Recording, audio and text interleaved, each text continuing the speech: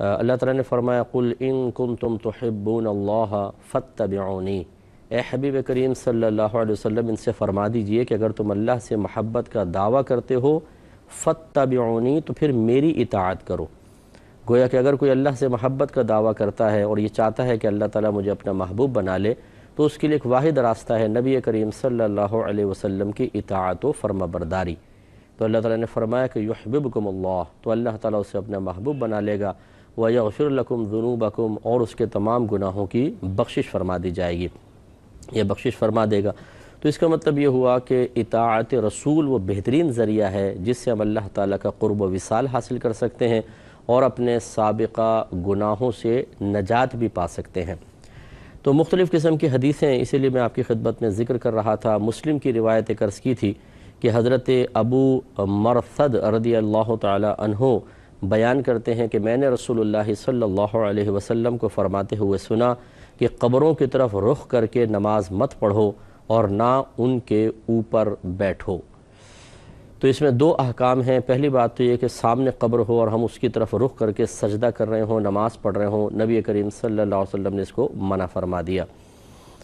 اور اس میں نے آپ کو تھوڑا سا یہ سمجھایا تھا کہ چونکہ یہ بتوں سے ایک مشابہت سے ہو جاتی ہے اس لیے منع کیا گیا، لیکن اگر درمیان میں یعنی نمازی اور قبر کے درمیان میں کوئی دیوار حائل ہو تو پھر یہ قبر کی طرف رخ کر کے نماز پڑھنا نہیں کہلائے گا، بلکہ یہ دیوار کی طرف رخ کرنا کہلائے گا۔ اسی طریقے سے اگر سترہ گاڑ لیا جائے، سترے کا مطلب ہوتا ہے کہ ایک لکڑی وغیرہ یہ ایسی چیز جو کسی سامنے والی شے اور نمازی کے درمیان اگر لگا دی جائے تو اس کے آگے سے گزرنا جائز ہو جائے، اس کو سترہ کہا جاتا ہے، جس کی کم از کم مقدار جو ہے فقہا نے بیان فرمائی کہ یہ ایک انگلی کے سرے سے لے کر کوہنی تک اتنی کم از کم لمبائی ہو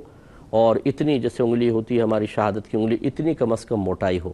اگر اتنی بڑی لکڑی کو سامنے گاڑ دیتا ہے اور اس کی طرف رک کر کے نماز پڑھ رہا ہے اور اب کوئی نمازی کے آگے سے گزرنا چاہتا ہے، اس کو نکلنا ہے، تو اس لکڑی کی دوسری طرف سے وہ گزر سکتا ہے۔ یہ ایک ایسی شرعاً رکاوٹ تصور کی گئی ہے کہ اب وہ شخص گناہگار نہیں ہوگا۔ اسی طریقے سے اب قبر کے سامنے اگر لکڑی گاڑ کر پھر اس طرف نماز پڑھ رہے ہیں تو یہ بھی ایک شرعی رکاوٹ بن جائے گی اور اب یہ اس وعید کے تحت نہیں آئے گی۔ لیکن چونکہ دیکھنے والوں پر ایک اچھا اثر مرتب نہیں ہوگا، بہت سے ایسے عوام الناس ہوں گے کہ جو سترے کے مفہوم سے ہی واقف نہیں ہیں، تو ان کے دل میں بدگمانیاں پیدا ہو سکتی ہیں کہ سترے کے باوجود آپ رخ کر کے نماز پڑھیں، تو یہ تھوڑا سا نامناسب ہے۔ اگرچہ شرعاً جائز ہے تو بہتر ہے کہ پھر قبر سے ہٹ کر پڑھیں، اور اگر قبر کے سامنے دیوار ہے تو پھر تو کوئی پرابلم نہیں ہے۔ جیسے اکثر مزارات پر آپ دیکھیں عمارت بنی ہوتی ہے اور پھر وہ ہوتے بھی ایسے رخ پر ہیں کہ نماز پڑھیں تو ان کی طرف قبر کی طرف بظاہر رخ ہوتا ہے، تو اس میں کوئی حرج نہیں ہے، پھر اس یہ جائز ہے۔ اور دوسرا سرکار نے فرمایا کہ نہ ان کے اوپر بیٹھو، تو قبر کے اوپر بیٹھنا یہ منع ہے کیونکہ اس سے مردے کو تکلیف ہوتی ہے۔ یہ گویا کہ اس کا حق تھا کہ اس کی قبر پر نہ بیٹھا جاتا، آپ کوئی بیٹھے گا تو اس سے مردے کو اذیت اور تکلیف ہوگی۔ اور نبی کریم صلی اللہ علیہ وسلم نے ایک روایت میں اس کی شدت سے ممانعت بھی فرمائی، جیسے کہ حضرت ابو ہریرہ رضی اللہ تعالی عنہ سے مروی ہے کہ رسول اللہ صلی اللہ علیہ وسلم نے فرمایا کہ تم میں سے کسی شخص کا انگارے پر بیٹھنا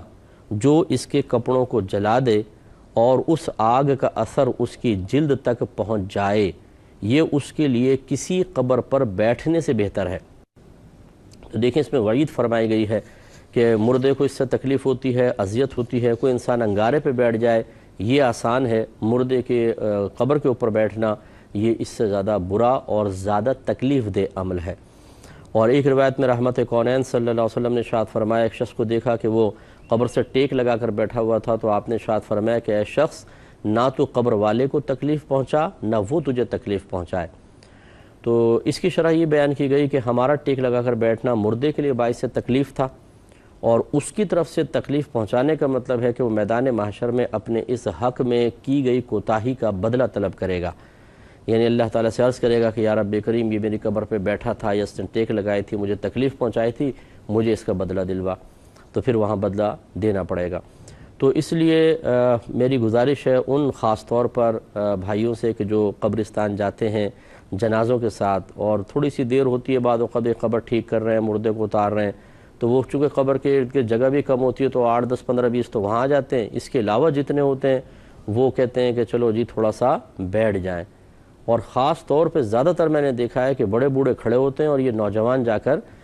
قبروں کے اوپر بیٹھ جاتے ہیں اور ہنس رہے ہیں، پھر باتیں کر رہے ہیں۔ تو یاد رکھیں کہ اس طرح قبر پہ چڑھ کر بیٹھنا یہ گناہ ہے اور اللہ تعالیٰ کی بارگاہ میں توبہ کرنی ہوگی۔